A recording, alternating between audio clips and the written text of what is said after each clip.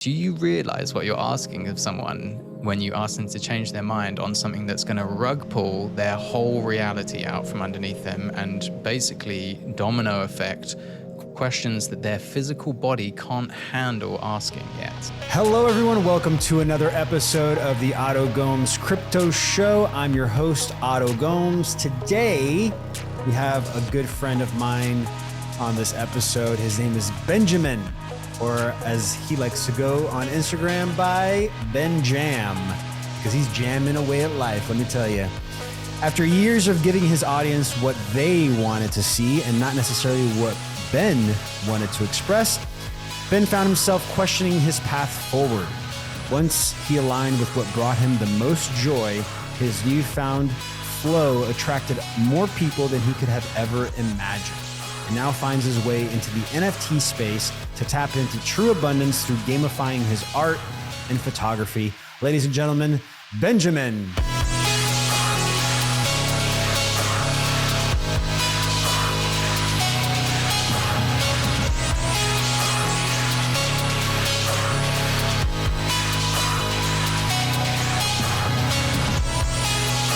Welcome to another episode of the Oto Gomes Crypto Show. My name is Oto Gomes. Today, I am talking to a brother from another mother, Ben Jam, and that's his handle. But he's more than that. He's Ben Jam in. You're Ben Jam in. I'm in there, bro. My brother Ben, how are you? How are you today?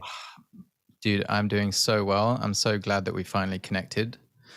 And yeah, I'm having the best day ever, actually. I've just been getting my teeth stuck into NFTs, actually, and just like getting all the alpha and the lowdown on like which platforms to mint on, and looking for a place to offer up my artwork in these new digital realms.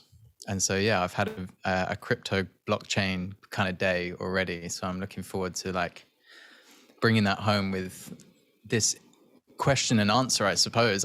I've got so many questions, bro, around blockchain, crypto, the future, NFTs, what it all means, what's going to happen, what I should be doing, what I might be missing out on, and how to prevent me in the future looking back being like, damn, I wish I'd like done this, and this, which is a horrible feeling. Yeah, no, I love that you have something that most people don't, which is this willingness to learn and curiosity.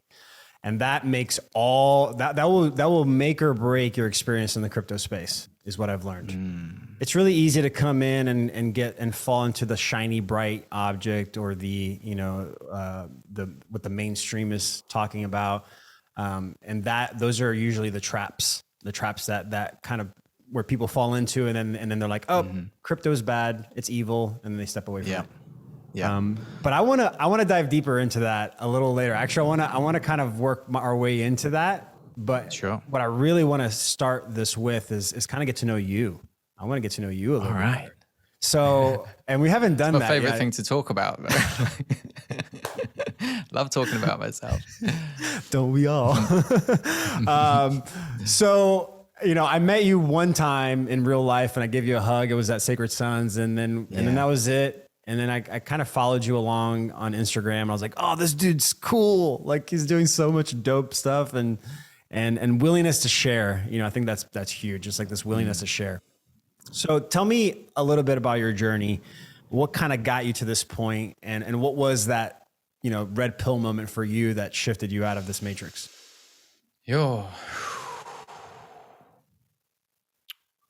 Many red pills along the way. But essentially, about 4 years ago, I had a motorcycle accident. And it was a time in my life when I was sort of feeling the strain of having made a YouTube video pretty much every day for a few years, taking only the odd week off here and there, and really just getting really stuck into work. And my work was calling me towards creating content around my daily activities, around traveling, around photography, with my friends, my old school Land Rover, just living the dream, basically, just being the YouTuber. And luckily my channel took off, and I managed to make. I started making a living from it within a year, and so I was heavily into that. Film my life, get the shot, create the story as you go, and then at the end of the day, say thanks for watching, guys. I'll see you tomorrow. Open up the laptop and edit that whole thing and get it out the next day. And I was like rinse, cycle, repeat kind of thing. And I'd gotten to the point where I was just basically completely burnt out. I was running on coffee and anxiety. And but I didn't know this at the time. I had no idea really. And it took a motorcycle accident for me to sit the fuck down and actually be with myself and understand myself without distracting myself with work and this and travel and this, that, and the other. And so luckily it was a slow accident. I shattered my elbow and I've now got like a plate and screws in there. It's the first time I'd ever had surgery. I think I was 31 or 32, maybe 33. And it was, the first time I'd really experienced like that much pain, physical pain. And I wasn't getting on very well with the pain meds. Luckily, Mary Jane was there to help me through that recovery process. But as I discovered later on, that was also another way that I was sort of escaping, ultimately, not just the physical pain, but my emotional pain. And I was having multiple panic attacks a day. I just invested all my money in a huge loan into creating a production company that basically flopped. And I was like, wow, I don't even know if I can carry on existing. I don't feel like I have the energy. I felt so dense, so low. It was all overwhelming and way too much. And it was at that point that I took my atheistic views and started to chuck them out the window a little bit and search for some kind of deeper meaning and some higher power, and ask for forgiveness and just ask for guidance. And I received it. And over the last 4 years, I've just been slowly healing my body, purifying my body, and detoxifying my mind as well, deprogramming myself and understanding the limiting beliefs and programming that I'd received in imperfection throughout my life, for me to then unravel and come back to myself. And I'm learning that I am not at any kind of finish line, or there's no kind of destination with this. But I definitely, over the last year, particularly after like 3 years, have found like a lot more calm and a lot more peace in my life and a lot more acceptance of the things I can't control. So yeah, even speaking to it now is like still brings some things up for me. And like little pieces still bubble up. Yeah, even little pieces that sure, still want to be looked at and moved through. But actually a huge element of the transformation that I went through was on that land with you and the brothers at Sacred Sons. And that's where I started to really understand what it meant to like heal the masculine energy within me and start to trust men more and trust myself more and trust my brothers, and move through that huge change and complete rework of a relationship with what it means to be a man. And so, I mean, that was 3 years ago now. And the interesting thing is, a scam account pretending to be you reached out to me on Instagram and saying, I'm going to offer you this, this, and this. You just have to sign up for the website. And to begin with, the first couple of messages, I went through to their profile and they'd copied your Sacred Sons stories and put it on their stories. So immediately I was like, oh yeah, it's Otto from Sacred Sons. I can trust any brother on a different level that is doing men's work. That's how it feels to me. And then very quickly, with the style of communication that I was getting from this scammer, I realized this guy ain't in the men's work scene at all. Hello, dear. He's not trustworthy. But then I was like, and then I found you, and I was like, oh, actually, this is someone that I do want to connect with, and yeah, learn, because you're literally offering all of this beautiful information around what is potentially quite a confusing space to be in, but so tantalizing. There's I see people having creating financial freedom for themselves. And my journey myself, I did quite well from my first sort of season in crypto last year, but complete luck, like complete luck. And could have done much better with a little bit of guidance and training and just a deeper understanding of what the technology means and where to reinvest my profits and things like that. So, but I did do a really good job at reinvesting and realizing some profits into a new camera system. There you go. Which I can't, how can I complain about my first season? I've walked away with a whole new camera system, which I needed for my artwork. So this journey for me is from an artist perspective. Like I'm a photographer, I'm a filmmaker. I'm here to, in this lifetime, experience the divinity of being a human and nature and capture it and share it for other people in the hopes that they'll have a feeling that helps them remember that they are also that, and so also in this lifetime, I feel like I'm moving through some sort of past life or ancestral contracts around finances and abundance as well. This has been a big one for me, around worthiness and learning to receive. And so that's part of my journey too. And ultimately, as I can see the proof in the pudding, there are other people doing it. There are other artists that are creating their work in the NFT space and receiving financial freedom and getting involved in this technology in ways that's completely transforming their lives so that they can go on to continue making art in the way that their soul is asking them to, and not just the way that their bills are asking them to. So that's kind of where I'm at with the whole thing. I love your perspective because, it's not many people are willing to share their art and share their expression, right? Whether it's music, painting, or photography. So first of all, good for you for being willing to step into that power and actually do it, right? It's not like, I'll try. No, you're doing it and sharing it.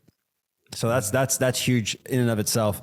But yes, there are many things inside crypto, many different types of projects that can be utilized and can be used by artists and by people that do that kind of stuff.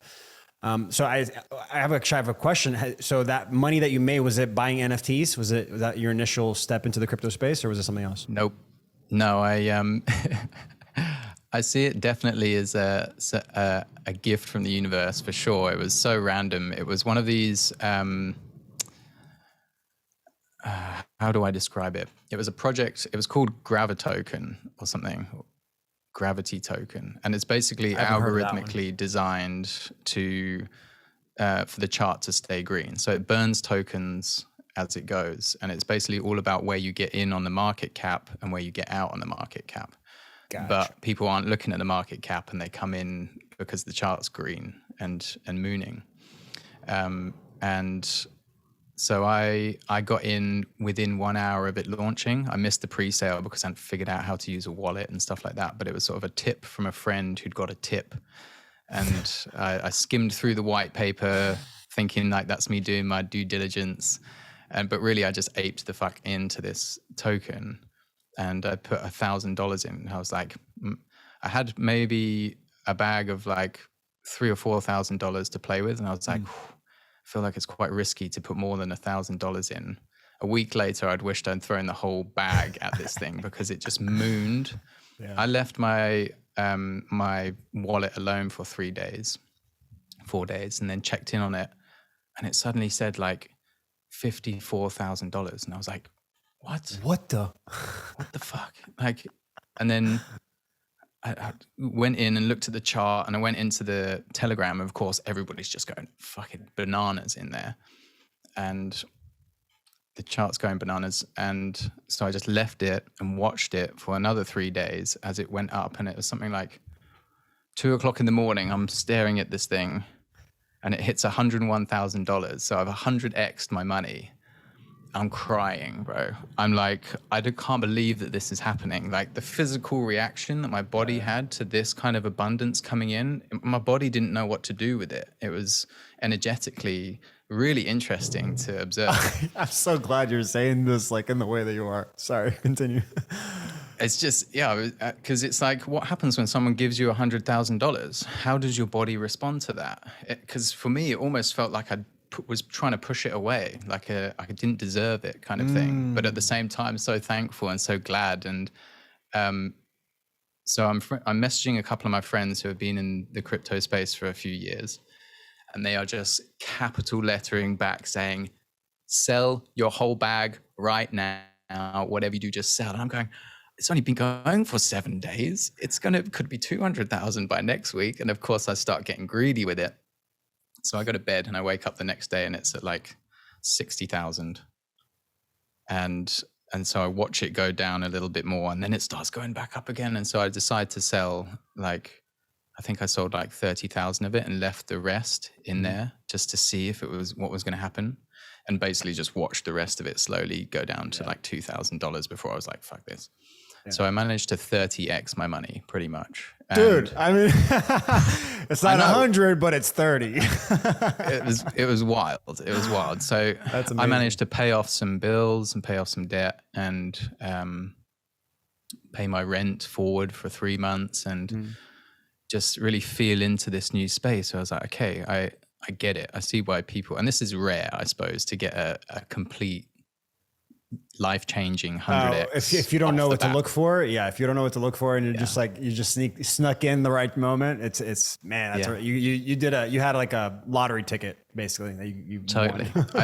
Of the 30,000 odd, I think I kept half of it and started to invest in other projects. And I did really well off of like gaming tokens because I was following this guy, Alex Zecker or someone online, and he would just pump a token. And if you got in early when his YouTube video went out, you would like 5x your money. So I was just doing that for a while and then got a little bit carried away with it. And just as the bear market came in last year, just sort of retreated, and I was getting so emotionally attached and involved that the rest of my life was getting put on hold, just watching charts and trying to keep up and like finding the best place. And as soon as I'm selling at the peak and then it starts dropping down, I'm like, I'm the trading king. I was like, I'm the fucking trading king. I can do this. I'm going to make so much money in my life. I know it. I've got it. I've cracked the code, you know? And I love that feeling of like bliss and just being like, I'm the king of the world. It was what's that movie with Leonardo DiCaprio, Wolf of Wall Street style. Wolf of Wall Street, yeah. In my mind I'm just like, I'm the king. And then I do the same. Yeah, exactly. And then in my mind I feel like I've cracked the code, and then I'll lose the same amount of money on a silly trade. And so I learned to just not trade like for a while and been taking a back seat, and now I'm refocusing on like fiat, basically refocusing on like, how can I make money in the real world so that I've got more to invest into crypto as well, and just focusing on that, because it also a big feeling that came through was like, finally, it doesn't matter if nobody buys my art. It doesn't matter if I don't get any sponsorship deals through on YouTube. And to be honest, over the last 4 years, because of this like awakening that I've been through and this extraction, I suppose, from the matrix, and this grieving process that I've been through around these harsh realities that have been there all along, and the realization that I've been in this illusion for such a long time, that whole process has really, I've been feeling so called for whatever reason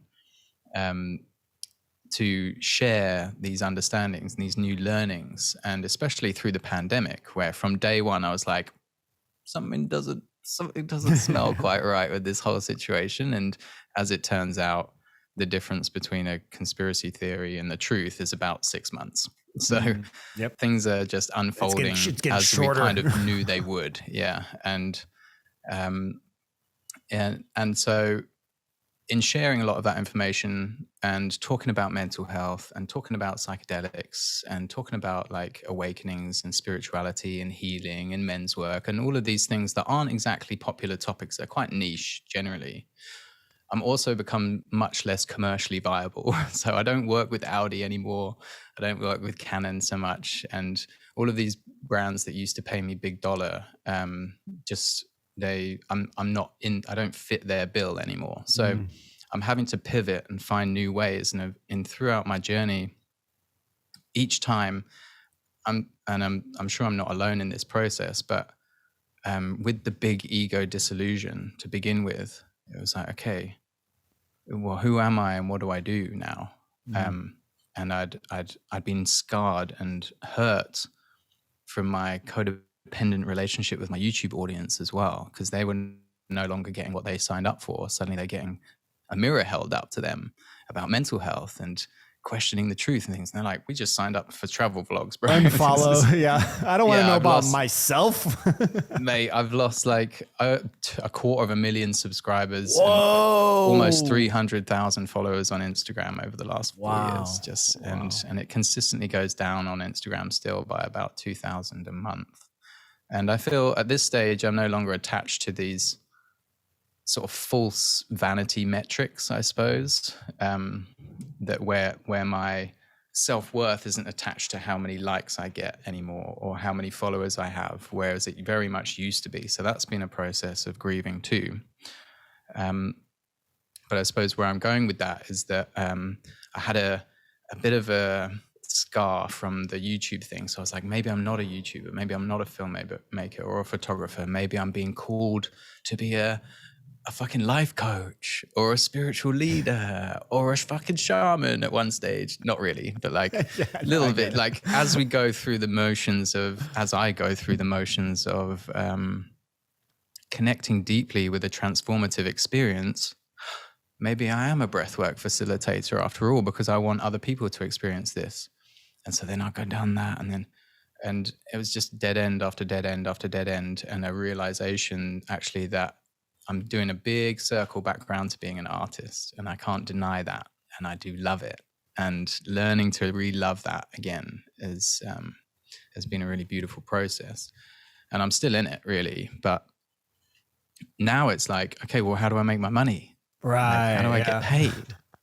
And so I'm marketing my art more than I ever have. And I'm working hard on my internet offerings, my films, and certainly my photography, and people are picking up on it, but I feel like finding my people online. I'm still finding the people that are and everything is a perfect reflection. So as I actually appreciate art and other artists more, I actually receive that back as well. And as I support other art and artists more, I then receive that support back as well. So it's just a constant like remembrance. And sometimes I get frustrated that like I put so much work and effort into this one piece of artwork, and I'm like, this one's going to sell out and I'm going to be able to pay my rent this month. And when it doesn't, I do get frustrated, but I'm like, okay, well, what are the energetic blockages that I'm still holding? Is this artwork actually infused with a slight bit of lack because I need you to buy it? Like, and is that reflecting in the amount of people that are buying it? And it feels like one of the strings is out of tune on my guitar a little bit. It's like I'm playing the song to everybody, but there's something that's a little bit off. So I'm curious more than anything around how would my art be received, and what kind of art would I create if I wasn't doing it for money? Oof. But not just like on a mind level, but on an energetic level, like on a quantum level. Like, what would I create from that space if my finances were taken care of? And I would say my popularity wasn't like how many pieces of art I sell or how popular my art isn't dependent upon like my popularity. What would I create from that space? Oof. I mean, that's probably, it's funny because you described that experience when you got all that money, and that's the shift right there. It's in that moment. It's almost like I would almost want to even invite you to kind of really investigate that feeling you had when you initially had that 100,000, that feeling you had, because that is your relationship to money. And in my experience, in my coaching that I've done, once you become aware of that relationship and you can really fine tune it, which again, what I've noticed is that it's usually the dynamic that you see yourself in your family. So like how you see yourself in the family dynamic, is usually what the relationship is to money.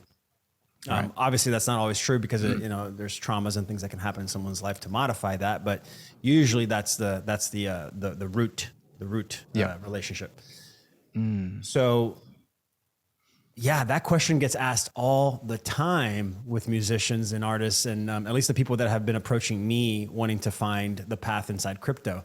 And they're like, I can't even imagine myself being able to create from a space of love. Like, and that's what I say, but like from a space that's not desperate, desperately trying to get the next dollar or the next thing to then pay the bills, to then survive, to then create some more.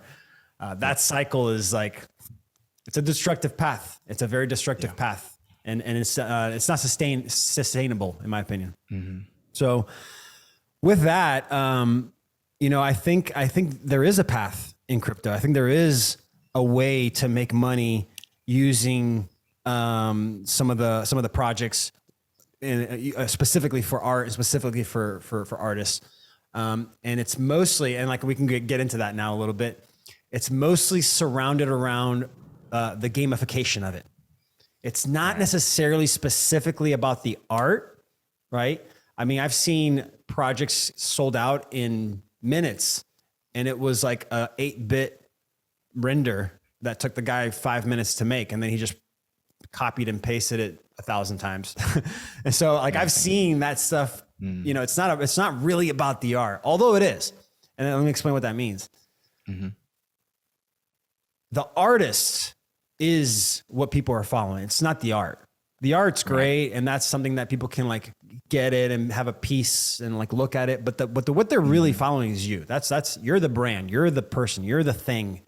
That's where the value is really starting from when it comes to art, music, anything that has to do with like expression. So what crypto has done, right? So let's look at the current industry. The current industry, you have the artists, you have the gatekeepers, and then you have the audience. Right. The only way the artist gets to the audience is through the gatekeepers, right? You have to have the gatekeepers, the people to put the money into them, push you up into the platforms that are going to be seen by millions. That's the path that currently exists.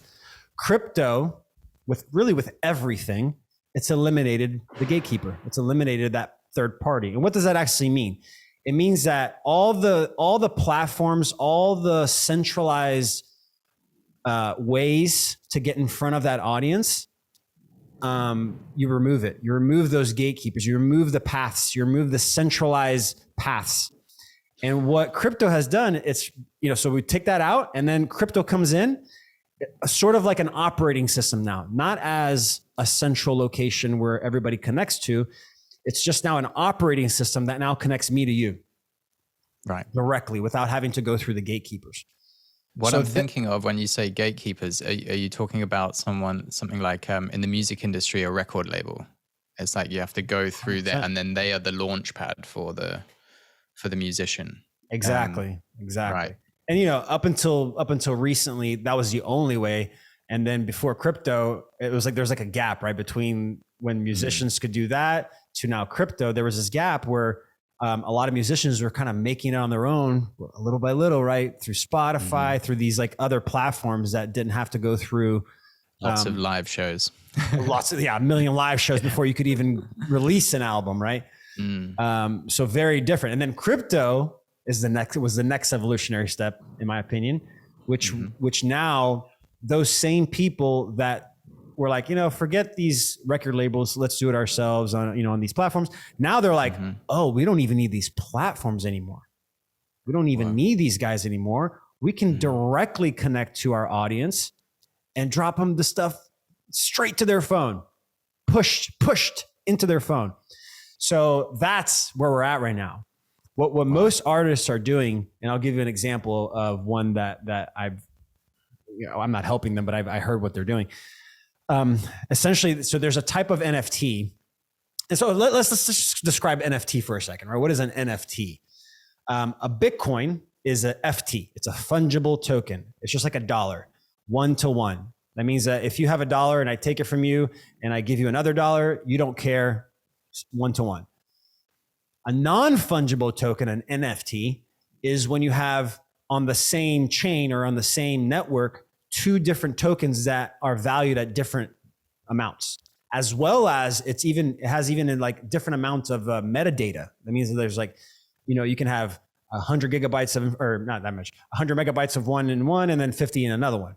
So it's definitely, it's not like a Bitcoin. They're not similar to each other. And so that's really good for like, they're unique. So that's really good for auctions. It's good for music. It's good for art. Like it's good for so many cool things that you can incorporate. But the lowest hanging fruit was art. That was just the easiest thing to go, oh, NFTs, art, got it. But there's so much more to it. And that's a whole discussion. I'm sure. So NFTs, there are several types of NFTs too. There's NFTs that are only specific to a JPEG. There's ones that you can put music to it. You can put video to it. Now they're making NFTs that are basically like agnostic. You can put any type of data into it, up to 35 gigabytes. Imagine having, and then not only that, but they're interoperable and immutable. So interoperability means interoperable mean? So interoperable means that no, we're getting there. Interoperability just means that it can function on different operating systems. So like you can take that same NFT, go into a game, and then it's a skin. Let's say you see the character, and let's say it's like Mario Kart, and so you have the skin that looks like Mario Kart world, and then you take that same NFT, you go to another game, and then the skin looks different based on that world, on that universe. And so that's cool. Interoperability, I mean, that can facilitate so many things. I mean, we can go down that list. I have so many ideas for that, but that's a huge function. And then the other one that I think would be a massive function for artists specifically is the immutability function, which means that I can send, you can buy my NFT, right? And then it's on your wallet in your phone. And then I'm like, oh man, I just did this new concert and I played that same song that he owns. Let's give him this live version for free, right? Everybody that owns the NFT, and you just push it into their NFT. Imagine and so the NFT can be anything you want, right? It can be an album. So right, you click the NFT and it opens up all the songs, and then all of a sudden, boop, it pops up a video or a live version of the song, and then you're like, oh my gosh, extra value. And now on the secondary market, and this is how the artist makes money. The artist makes money on the initial sale of the NFT, and then you can program this however you want. You can put a percentage of the secondary market. So for the lifetime of the NFT, every time it resells, you get a royalty payment for every single person that every single time it sells, for all the thousands that exist. That's so great for artists. And so if you add more value to it after it's been sold, what's going to happen in the secondary market? You're going to start to get it being traded because people are like, oh, I want to see that video. And you can't see it unless you own the NFT. Yeah. Or you were at the show itself. Or you're at the show yourself. Okay. So just to be clear, the immutable aspect of it is that you can add more content into the same NFT. It's not like you're getting pushed a whole nother NFT into your wallet. No, although into you could do that too. You could do that too. But it's yeah, into almost like I guess the visual I'm having is like a space that you go into to see what's being delivered. Imagine being able to communicate with your audience without using emails, without using any of that stuff. Imagine just like popping up as me like, in hey, the metaverse. I'm here. Yeah. Maybe the NFT is an access into a part of the metaverse that's like my house, and that you can come in and like, here's only 100 people are going to randomly be dropped a live show access link or NFT, and then it can be a ticket, a digital ticket, a physical ticket, because you can have it on your phone too, so you can show up to an event and it scans. Boop, ridiculous. And that's your ticket. Love that. I mean, there's so many layers to this. We're building. It's funny because like you started describing something that I'm starting to build right now, but it's going to be boat access. Ooh, that's all I'm going to say. It's going to be this healing thing that we're doing, but it has to do with boats around the world. I love and that. NFTs. But yeah, so that's using NFTs for artists right now is. I tell the artists this: if you have the audience, if they're there already, that's 90% of the work is all done. You have the people there, like following you, and they're like, "Hey, what else are you putting out?" I think they say like if you have 500 people that are like consistent and they show up and they go, what's next? That's all you need. That's all you need to be self-sufficient in crypto. Like you have five, it's like 500 to 1,000 people that follow you and that are very consistent and will be there to buy or to share in whatever you're expressing.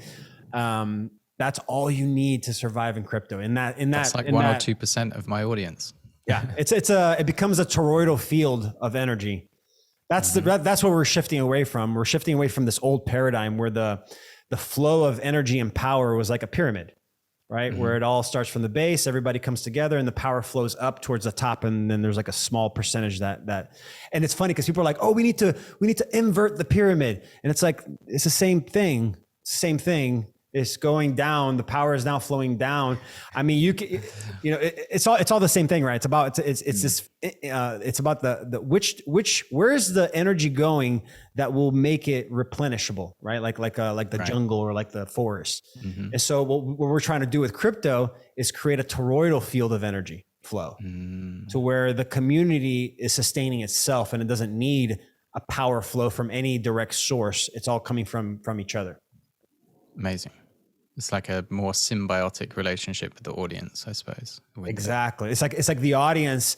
Yeah, it's exactly that. In most crypto projects, the project is driven and even sort of basically created by the community. The community's voice is super important for the longevity of a project. And if the leaders don't listen to the community, that project usually fails because it's not the community is like, oh, okay, well, we'll go to another one, and then that's it. So yeah. Amazing. Yeah, thank you for dropping all of that on me. That's just like kicked down a whole load of doors that were like slightly ajar. Now it's like a whole new world on the other side of them that I'm so excited to explore. And also just like a nice confirmation that I'm in the right space. Like I'm heading into the right area in terms of the NFTs and not, even though maybe it might have come initially from a space of, I need to make money in this new world.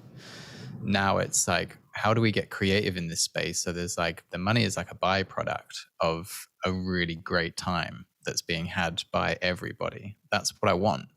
And yeah, I feel like that's what would really sort of fuel the fire and get me out of bed in the morning a lot easier and bring that like enthusiasm that I miss from the old days when I did have that like constant symbiotic relationship with my audience, but things have changed so much. And yeah, for the better, definitely. And that's the shift we're doing right now. We're letting go of this divisive capitalism, where somebody needs to lose for you to win. It's like they took the word trading. The traditional trading was bartering, where oh, you have a skill, I have a skill. You have a product, I have a product. Let's trade. Yeah. But now it became like this. It's literally a bastardized version of trading where somebody needs to, because they introduced money. Once you introduce this thing that's meaningless into that system of bartering, it becomes this weird thing because there's no value in that. It's not backed by, it's not a skill or an asset. And so trading, you can manipulate it. Yeah. You can take, that's when you can take, right? In a bartering system, nobody's losing, everybody's winning because we're trading. With this, you can take. There's a consumption. You can consume, and it goes into nothing. Out the back end. Yeah. And so we're trying to shift back to the original trading. Crypto is facilitating a digital bartering system. So where we can go back to this, like, okay, what's my skill set? Okay, my skill set is not represented by this token. Hey, you guys want my skill set? Get the token, and that will give you 20% off. Whatever gamification you want to create now, it's not a lose-lose situation anymore. It's a how can we win together? And that's what it is. That crypto is how can I make money online with my friends? Yeah, that's what it's about. Yeah, back to the original motivation. How can I live my dreams and make money and travel the world with my friends and create content and offer art that helps people remember who they are and why they're here and what it really means to feel everything as a human. Yeah. Wow. That's it, man. Yeah. So I created my course. I have a Crypto Made Easy Academy, and I try to create I'm a about course to do that with you. Is it Unbank Yourself or Crypto Made Easy? No, I'm about to do Unbank Yourself with Right. you, I think. So I think you did sign up for that. So Unbank Yourself. So I did this Crypto Made Easy Academy, and I was like, all right, I did it all. I put it all out there, and it's dense. It's got a lot of, I mean, it's literally everything. It's everything that was in my body, and I just pushed it out. So it's 8 hours. Right. It's 22 videos, 10, 15 minutes each, about 8 hours of information. It's a lot. It's a lot. I mean, I remember thinking that I have 8 modules, and every module I can make into its own separate course. Right. Because there's so many layers. So that's when I decided to make Unbank Yourself. And I think that was necessary for 2 reasons. I noticed that people required some like real-time interaction, like being able to ask questions in real time, and like have somebody like show them the practical steps.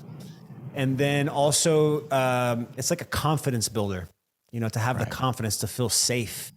And so I felt that if I created, you know, this 30-day journey, 4-week journey with like kind of hand holding a little bit and kind of going through it together, that by the end, not only will people have the confidence, but then they have themselves, they have the community, and they have the, you know, the people that came to it with the same mindset, wanting to learn, and then, you know, everybody helps each other out. So that's the goal. Amazing. And I have a question around Unbank Yourself. I mean, obviously the title is quite alluring in itself. I think most people can attest to a sort of a convoluted relationship with banking, and just the very idea that there might be an option that is fairer and easier and cheaper and faster and more accessible worldwide. It seems almost impossible, but since the impossible is actually being made possible through all of this new technology, is it possible, Otto, to actually not have a bank account? It is. There was a time, so I only have a bank account right now because I need to pay my rent, because my landlord is like, what's crypto? And I'm still trying to sell it to him. But there was I've only had the bank account for the last 7 years just to pay the rent. Since 2015, I've had the bank account just for that.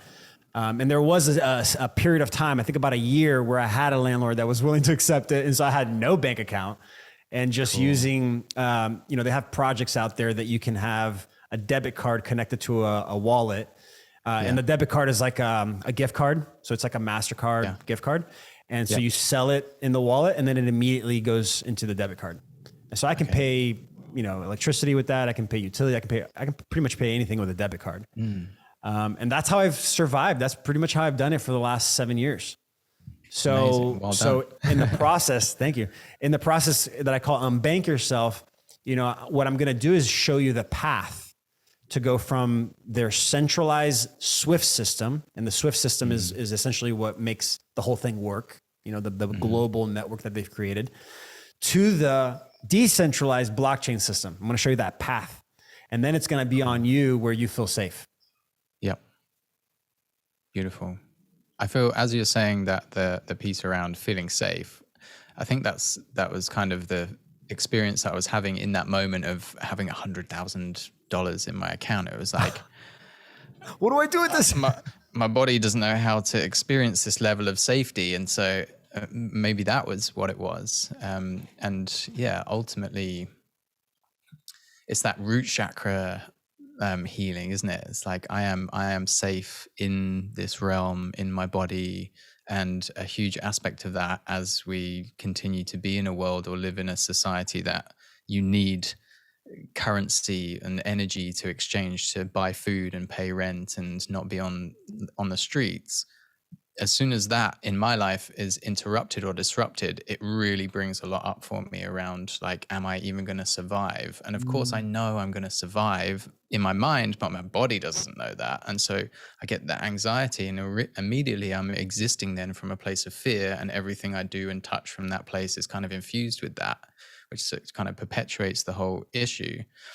And so just to have like a I have been doing this actually with the least amount of money I've been earning for many years. I've been bringing myself into a place of known trust, safety, that I'm always taking care of. And even if I end up on the streets, and even if I die, I can't become nothing. I mean, this has also helped a lot with some deep mushroom experiences. But this deeper knowing and this deeper realization, like, oh, that my whole human experience is safe. No pain or suffering is ever eternal.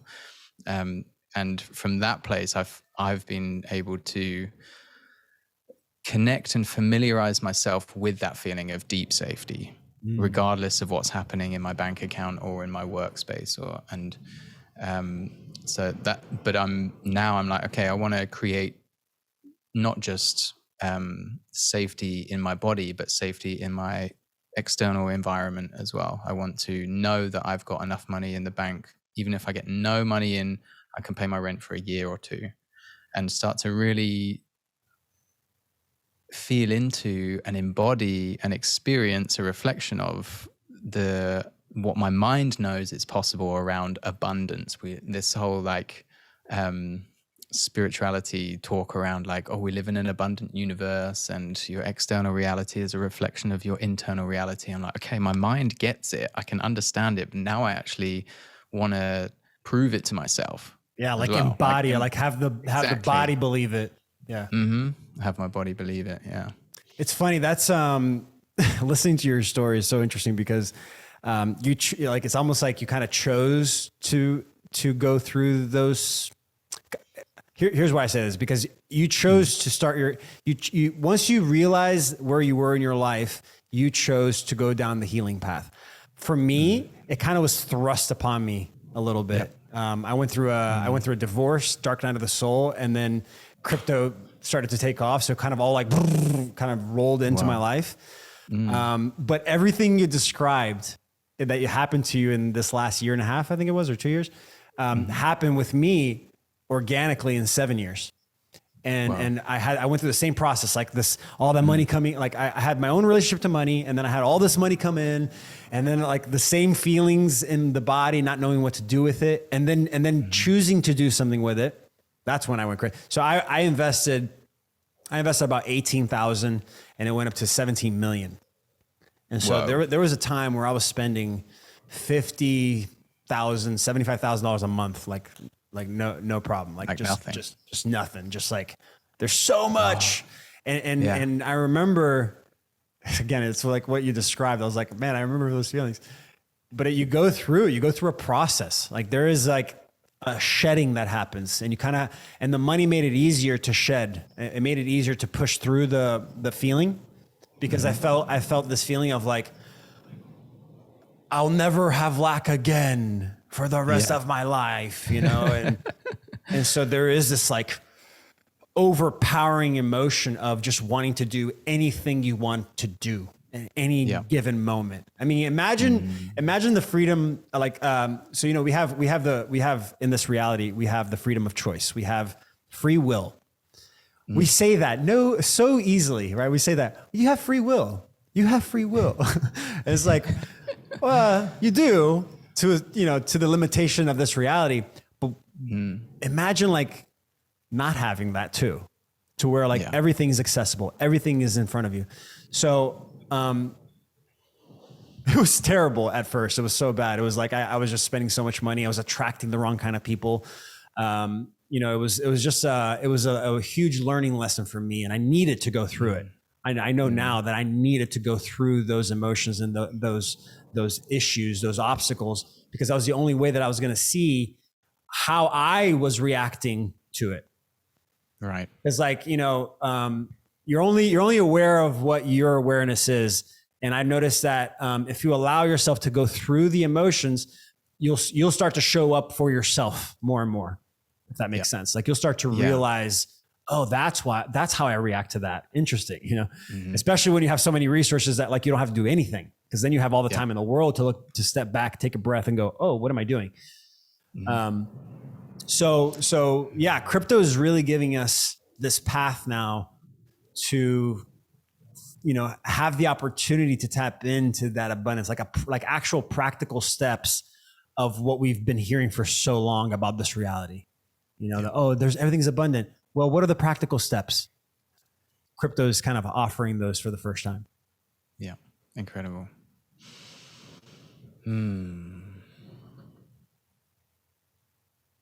It's a lot of stuff, man. It's a lot of stuff. But I love this conversation. Yeah, no, I love it too. I think it's like it's a conversation. These conversations need to be normalized more and more, where we start to just really expand on what abundance actually means. What does it actually mean? Yeah. What does it actually feel like? Because you just said it. We have an idea of it, but if we don't have if we don't let our bodies feel it and do it, then we're just regurgitating information. We're not really living it. Yeah, definitely. My experience with abundance, I suppose, was when my YouTube career was peaking, and I was sort of getting 5-6 million views a month, and from that I was earning sort of $5,000 or $6,000 a month, and then but I wouldn't even look at that compared to the brand deals that were coming through, and I got to the point where I was like, almost every flight I'd pay for that upgrade into premium, and I'd always fly someone with me and pay for their flights, and then I'd employ my friends, and then I'd pay my friend's rent if he was having a tough month, and then we'd do a project for free, and then I'd pay the camera guy because he needs his rent pay. And then in the end I realized that I'd given it all away, and ironically, all of the people that I was loving, or this is my way of loving them, because that's how I thought I was being a good friend, or a good partner, that's they all disappeared out of my life as soon as the tank ran out. And then I went through a huge transition with my friendship groups as well, but I still sometimes get these threads of resentment for my actions around my past, where I'm like, I wouldn't be in this state of feeling unsafe with my finances if I had just actually allowed myself to receive fully that which I was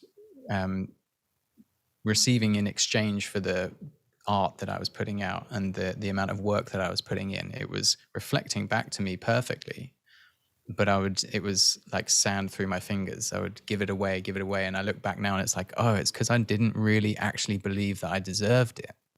Because I was still hung up and feeling guilty that I had all these opportunities in the first place. So I was like, guilt of my privilege, like hardcore.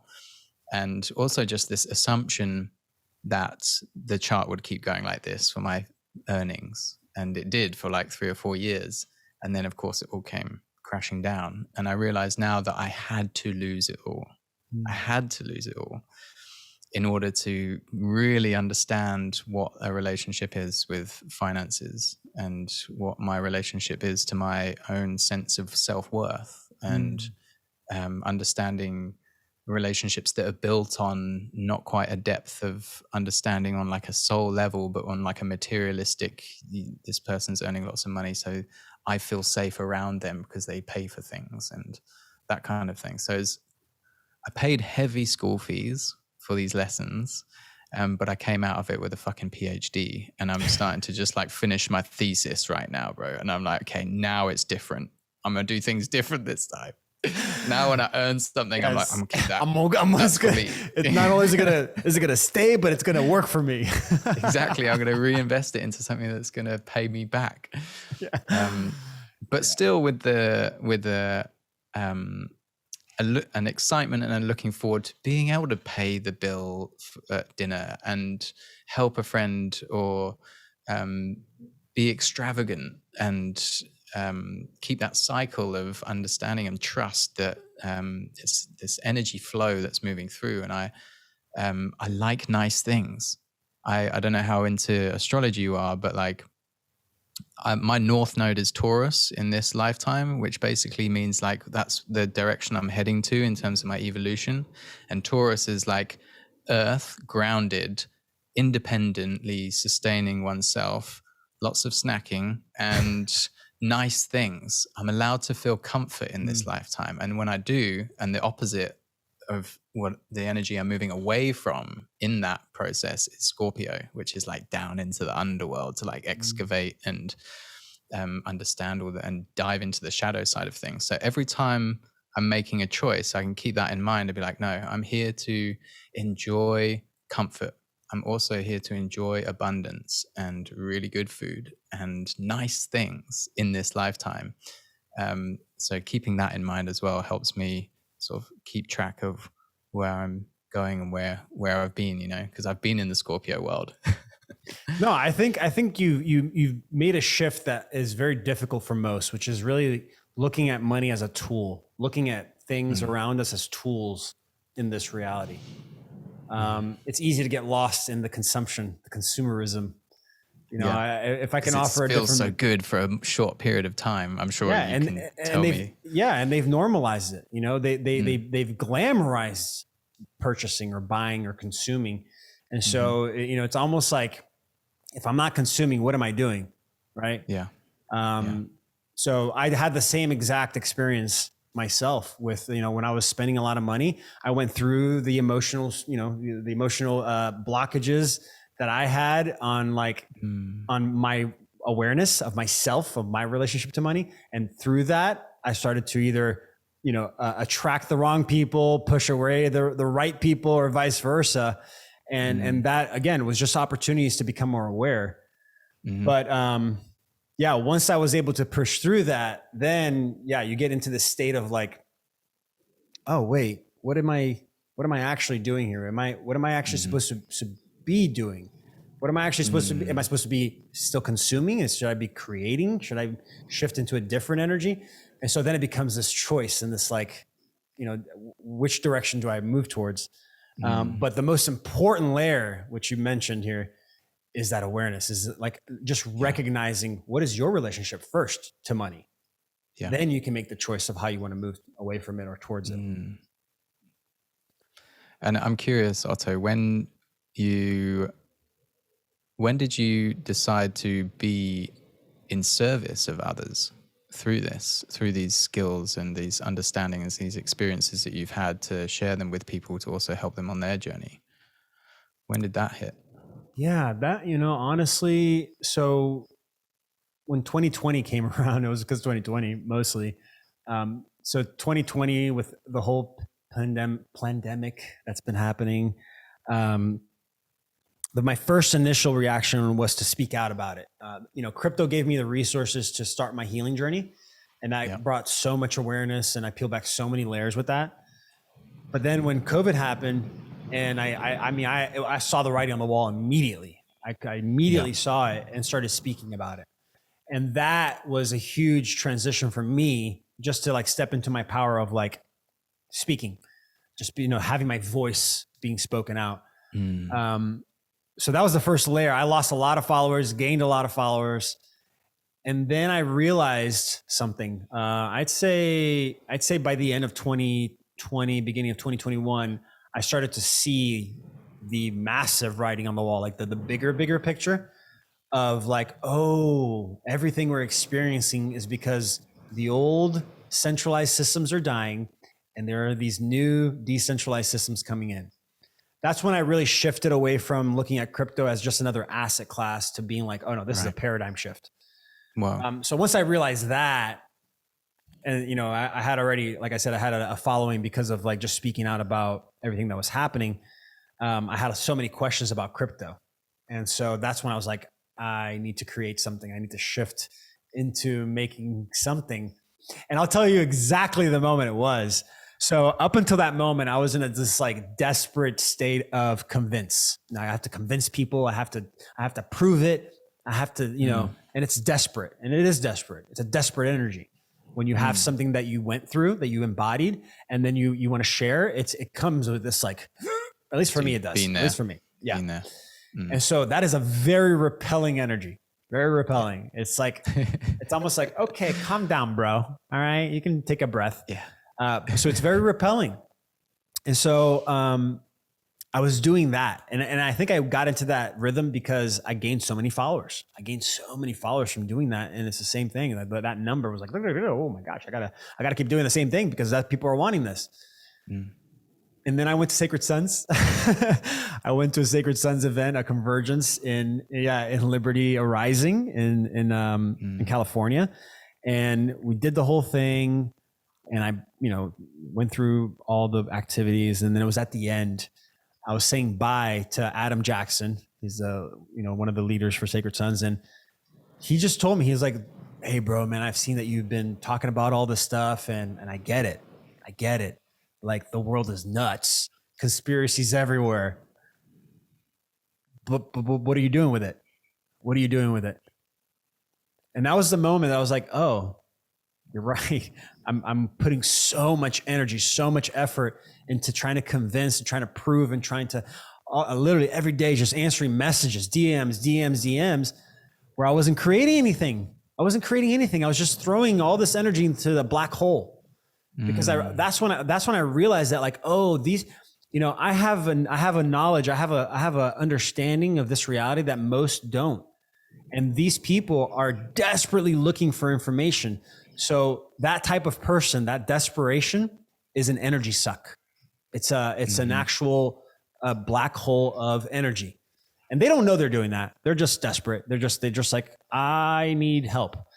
And so they don't know they're doing that. But once I became aware that that's what it was, I was like, nope, I'm done with that. Cut that out. And so that's when I shifted to creation and just strictly focused on creation. I actually went and I cleaned up all of my social media platforms. I took down all the stuff that I had posted over the years, over the last 2 years. And I'm like, let me just focus specifically on crypto. And once I focused that energy into that and started really creating and started really putting down my thoughts and my wisdom and like everything that I went through, dude, that's when everything changed for me. Cause that's when I found a reason, I found a calling, I found a direction, I found clarity. And now, I mean, it's only going up. And it's funny cause you're like, oh, I thought I was only going to keep going up. The big difference is that I'm in control of this going up. It's on me. Yep. And only me. And that's something I say, if you're going to invest into anything initially, invest into yourself first, because only you can fail on you. And then it's on you to pick yourself up and keep going. So. Mate, I relate to so much of that. Thank you for sharing that. And one question, when you say you were trying to convince others, because I can relate to this a lot.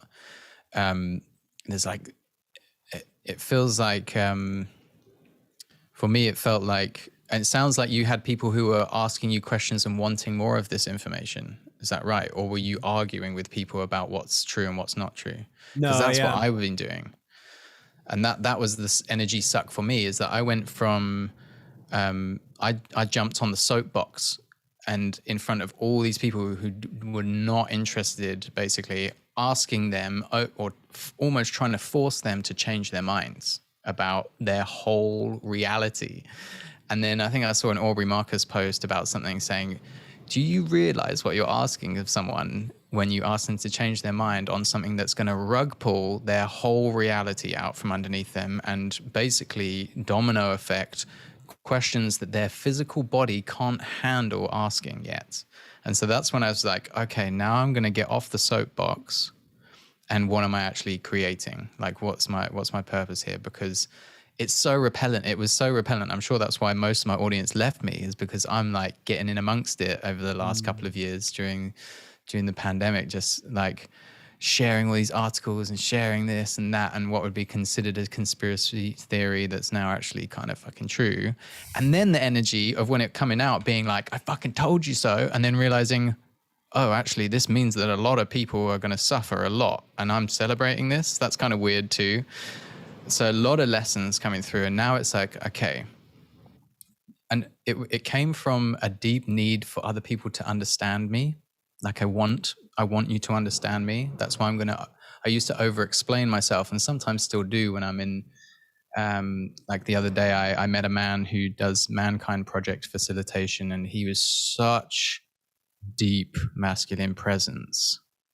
that it triggered me again. And so I was talking about sacred sons, and he was just like bringing this huge, deep presence to me, which just triggering my inner child, being like, have I done enough work to be in this man's company? Like, and and I can't remember where I was going with that, but essentially, yeah, I feel I can relate to that, but on the other side of the spectrum, where I was just like trying to convince people and be understood and over explain myself. And now it's like, that was draining. That took so much energy to do that. And I don't think I actually convinced anybody. I have had a bunch of people actually message me saying like, I've had the hardest 2 years of my life, and I really judged you 4 years ago when you started talking about mental health and had your motorcycle accident. That's kind of a few people are starting to come full circle, and they've gone back and watched all of my videos about all of my experiences and my awakenings and things that I look back now, I'm like, some of it's quite cringy, but I'm glad I put it out because somebody related to it at the time. Yeah. And I'm also like, anything that I'm cringing about that I've made is another invitation to accept that I was who I was meant to be in that moment as well. But now it's like, okay, where's my energy going? What's the most valuable asset or thing that I have? It's like my consciousness, my attention and my focus. And wherever that goes, that's the most powerful thing I have. So if I'm using that up, trying to convince someone who doesn't even want to be convinced, why am I doing that? And who am I trying to prove it to, really? Because ultimately I was trying to prove it to myself. I don't need to over explain myself and convince other people if I'm sure about it myself. So yeah, super interesting. And now I want to create, same as you. Like now it's like, okay, what am I building? Is a popular term in the crypto space. What are you building? Yeah, actually, so I went through it's like three levels. You go from the first level, which is that initial, like desperate, I want to prove it to you, I want to convince. And then it goes into, and this is my therapist told me this, she's also like my medical intuitive, but she says, you want to go from a state, that desperation, which is like everything to convince, everything to prove, to go into a state of everything to share. Right. So when you go into everything to share state, that's like letting go of that impulse that comes when the person says something that is conflicting with what you believe, right? That impulse, it's like, oh, I don't need to, if they ask a question, that's different, right? There's a different energy when somebody comes to you and is like, hey, I saw that post. Like, what did you mean by that? As opposed to, that post is stupid. You're stupid. It makes me laugh because I'm like, well, actually, you're wrong. So, and then I went into the third level, which I think you're getting the third level, the third step, I think, which is creation, which is like literally letting go of even trying, even the people that come with the questions. I think I went into this state too because I have been creating so much, and I've been putting out so much content around this topic that I'm like, if you're not watching this stuff, why are you asking me? You know? Yeah. So now I'm into in this position now where I'm just focusing on the creation. And when I get those questions, I go like, oh yeah, check out this video. And it's like so easy. You know, the energy is like, it's literally just pressing a button instead of like having to calculate a response, having to, feeling the sweat coming in the armpits and then the heart palpitating. Like imagine how much, I mean, I'm talking this for myself. I'm just imagining how much that was happening to my body on a daily basis throughout those years that I was in that state. I mean, I probably wore my body. I'm the one that created all these, these white hairs by having that, like, I gotta convince. But yeah, it's, it's lovely to be now in that state of just sharing and just creation. Yeah. Because the people that initially were triggered and left, now they're like, hey, so, what you said 2 years ago, very different energy now. Yeah. And also it's, I know when I'm in that energy of, not needing to convince others. I know that I'm much more shiny. Like I'm literally brighter, glowing. And then it kind of attracts, people in to be curious around like, how come in this current state of the world, this guy's still having a good time? Like what's actually And it's like, well, that's because I've kind of repeatedly gone down into the dark, my own darkness, to then come back up out of it. And what's going on externally still can trigger me, and I do get concerned around it, but there's a level of acceptance of what I can't control now. And it's attracting people out of curiosity. It's like, I want some of that peace and that calmness. Can you point me in the right direction? And I suppose actually a reflection of that is the DMs that I'm getting now is a lot of bros, a lot of dudes saying like, I've just had a really hardcore breakup, and they're moving through mini dark night or big dark nights of the soul, like hard times. Like, it's tough times to be a human at the moment, particularly if you haven't moved through that big transition that quite a lot of people have moved through over the last 2 years, as they've begun to question their whole reality. And I can only serve that person. And I pick and choose who I reply to. And sometimes I feel really called, and I'd actually send voice notes because I find it a lot less, it actually feeds me energetically. Mm-hmm. Someone will just say, have you got any kind of advice around how or where to begin? Like, I don't know who I am. And I'll just be like, sit with that for a couple of minutes, and then just be like, right, check this out, do this. And it probably send like 5 or 10 of them, and hopefully help them on their way a little bit. And that feels like a little bit of service to me. But ultimately, especially when it's brothers, it's like, find a men's circle, find a Sacred Sons event, find brothers that you can trust, and do your healing work. Like, that's my number one piece of advice for men who are wanting to, well, either whether you're wanting to or not, you're on the path. Like, it's happening. Dude, and I just want to say something you just said now that, I don't know if you picked up on it, but like, that is such a huge piece of advice. Speaking, like, you sending voice messages it's such a, not only is it a different part of the brain, but you're creating vibration when you speak. It's not just typing your so authentic. There's no vibration coming through. There's no authenticity. There's no emotion. There's nothing coming through with text. Voice, though, you're not only are you putting emotion through it, intention, clarity, the way that it's introduced, the way that it's given, everything, and the vibration and this frequency. Like, so like that right there alone, you guys want to start really connecting with each other, to stop typing to each other. I think they normalize texting. That's actually a rabbit hole of mine. I think they normalize texting so that we can it's another way of disconnecting. It's another way of like disconnecting the nonverbal. Yeah. No, I love voice notes. I was on that voice note train when WhatsApp came out, and so many of my friends were like, oh, hi, this is the first voice note I've ever sent. Nobody does voice notes. I'm busy sending them like fucking TED Talk long voice notes. And at the end, I'm literally like, thanks for coming to my TED Talk. Did you try Marco Polo? There's this app called Marco Polo. You ever seen that one? No. Oh, it's just made for that. It's just made for voice notes. So you can, you go back and forth with voice notes, basically. That's my vibe. Yeah. No, definitely. Like, I've done a lot of work actually on activating my voice, and my podcast has been a big part of that. Although I'm not super consistent with it, I found that sometimes, like even yesterday, I did a podcast, and it was just to grab the mic and hit record kind of podcast, and which it usually is like a solo thing. And someone had.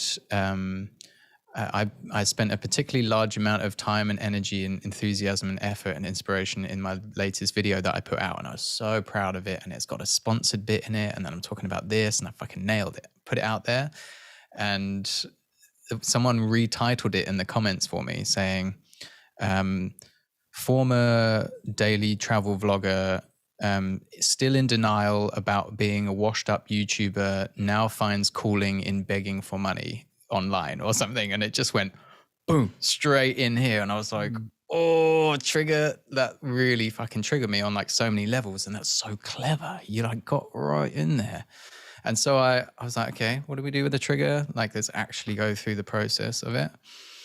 sat with it and I was like, okay, which parts are true? And I went through the whole process and alchemized that anger into fire to be like, and I'm going to make another fucking video, and not and like partly to be like and show you, but also to be like, no, this is actually who I am. I'm going to use this to like go full circle and turn it around and recognize, oh, there is some fear that I might be perceived as washed up, or there is some fear that I'm going to be perceived as a failure from other people. Can I control the way other people perceive me? I can try. And I've tried that for a long time. It doesn't work. So it's another invitation to let go of the need for other people's validation that I'm a good and successful human being. And so I like grabbed the podcasting mic and like moved through the whole process for 45 minutes in the podcast and explained that whole thing. And it's really like, yeah, I verbally process a lot of my stuff on my own. Just I talk to myself. And I do a bit of mirror work as well like that. And it definitely would seem a little crazy if anybody was a fly on the wall. But it works, man. It works just by speaking to it. I journal a lot as well, but I've got a few brothers who I get on a call with fairly frequently, and they're just such good listeners, and then I'm a good listener for them. And it's like, there's one thing to verbalize and alchemize on my own, but to be witnessed in it, this is something that Sacred Sons taught me big time, especially by another man, another conscious brother who is able to hold deep presence and space and deep listening.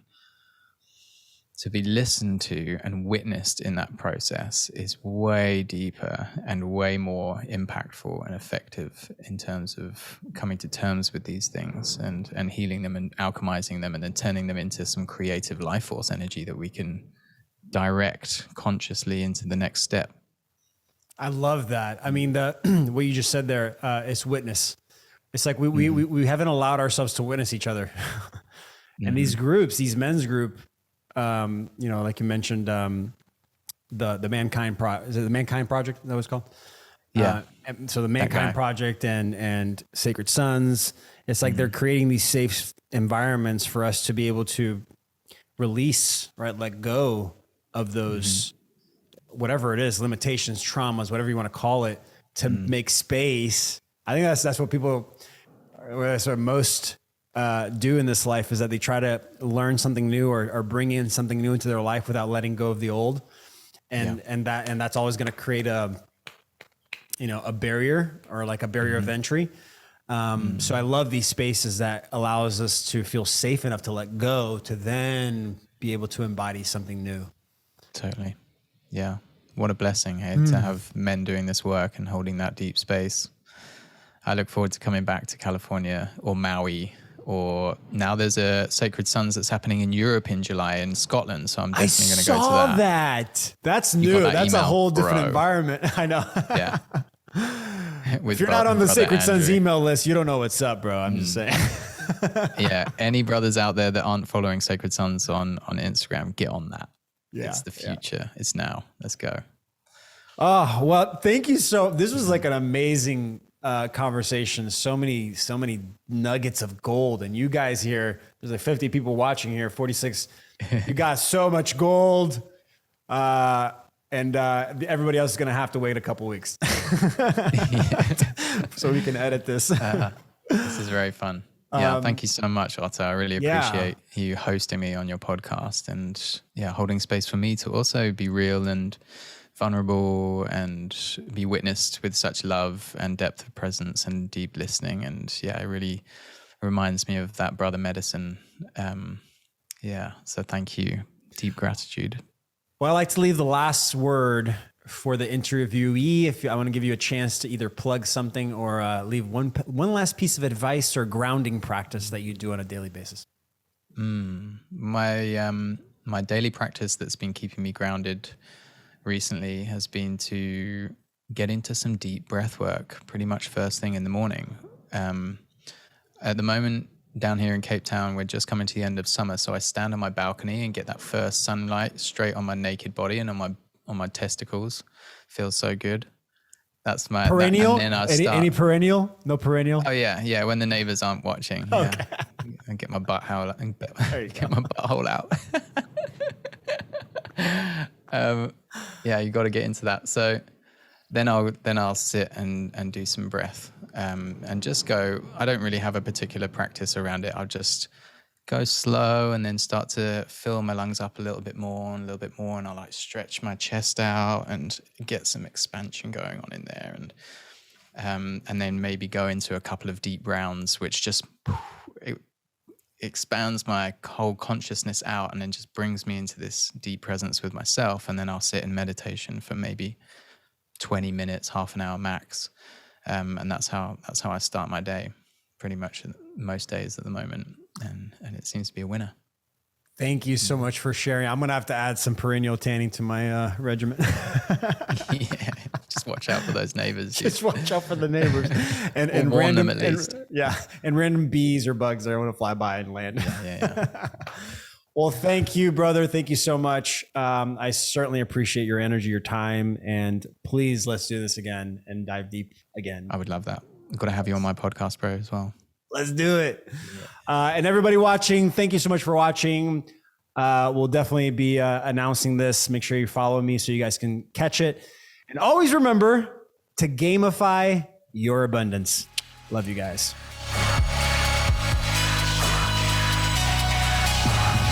Oh, what an amazing episode. I love connecting with people that know what they're talking about in the crypto space, or at least are curious. You know, this episode should kind of inspire you if you listen to it. Here's a person who's pursuing their dreams, has been doing it for years, is traveling, is doing photography, is doing art, editing, showcasing that to people. And what we're learning is that these centralized systems like YouTube, Facebook, Instagram, they're kind of controlling the type of information that's being allowed on their platforms. So, you know, it's kind of on us now to shift our expression to platforms that we can still control, that we can still say what goes into our art or how we express our art. And so like I said, I love this episode, and I hope it really inspires you to look more into the NFT space and what it offers, because it's all about giving back the power to the worth of the individual and not the worth of whatever third party decides for it to be worth.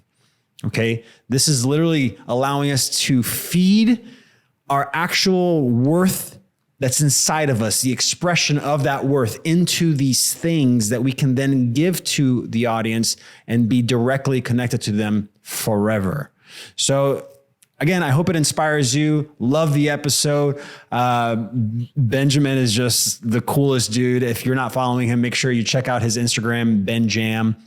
And if you do want to learn more about crypto and dive deeper into the NFT space, make sure you check out my course, Unbank Yourself. I go on a 30-day journey with you weekly, every week, live, to teach you the unbanking process, how to get away from the Swift system and into the blockchain system.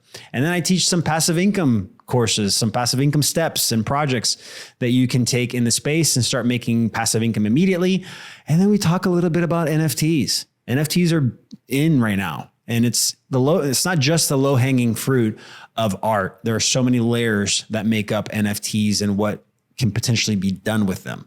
So if you're really curious about that and you want to join that class, it's the next one starts May 6th. So make sure you guys sign up today. Okay. We are accepting signups for that class. It will be capped at 50 people. So make sure you sign up. It's otogomes.live/unbank yourself. Unbank yourself. All right, guys. Love you so much. And always remember to gamify your abundance. Peace.